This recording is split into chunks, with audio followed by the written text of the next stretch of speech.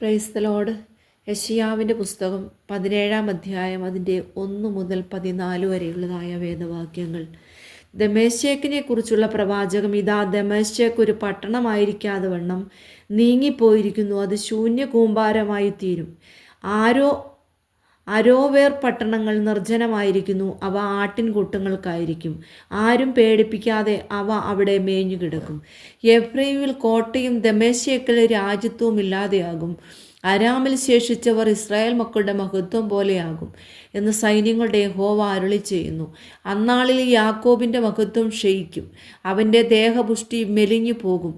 അത് കൊയ്ത്തുകാരൻ വിള ചേർത്തു പിടിച്ചു കൈക്കൊണ്ട് കതിരുകളെ കൊയ്യും പോലെയും, ഒരുത്തൻ രഫായും താഴ്വരയിൽ കതിരുകളെ പെറുക്കും പോലെയുമായിരിക്കും.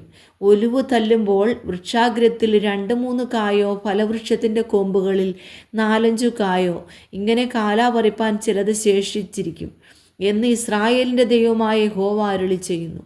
അന്നാളിൽ മനുഷ്യൻ തൻ്റെ കൈപ്പണിയായ ബലിപീഠങ്ങളിലേക്ക് തിരിയാതെയും തൻ്റെ വിരലുകളാൽ ഉണ്ടാക്കിയ അശേരാ വിഗ്രഹങ്ങളെയും സൂര്യസ്തംഭങ്ങളെയും നോക്കാതെയും തൻ്റെ സൃഷ്ടാവിങ്കിലേക്ക് തിരികെയും അവൻ്റെ കണ്ണ് ഇസ്രായേലിൻ്റെ പരിശുദ്ധനെ നോക്കുകയും ചെയ്യും.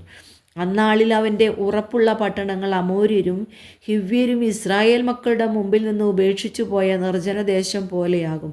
അവ ശൂന്യമായി തീരും. നിന്റെ രക്ഷയുടെ ദൈവത്തെ നീ മറന്നു നിന്റെ ബലമുള്ള പാറയെ ഓർക്കാതെ ഇരിക്കൊണ്ട് നീ മനോഹരമായ തോട്ടങ്ങളെ ഉണ്ടാക്കി അവയിൽ അന്യദേശത്തു നിന്നുള്ള വള്ളികളെ നടന്ന് ദിവസത്തിൽ നീ അതിന് വേലി കെട്ടുകയും രാവിലെ നിന്റെ നടുതല പൂക്കുമാറാക്കുകയും ചെയ്യുന്നു.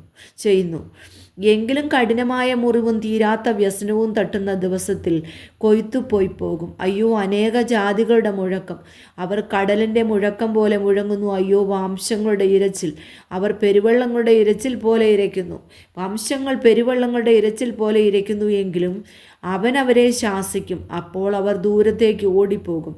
കാറ്റിൻ മുമ്പിൽ പർവ്വതങ്ങളിലെ പതിർ പോലെയും കൊടുങ്കാറ്റിൻ മുമ്പിൽ ചുഴന്നു പറക്കുന്ന പൊടി പോലെയും പാറിപ്പോകും. സന്ധ്യാസമയത്ത് ഇതാ ഭീതി, പ്രഭാതത്തിനു മുമ്പേ അവൻ ഇല്ലാതെയായി.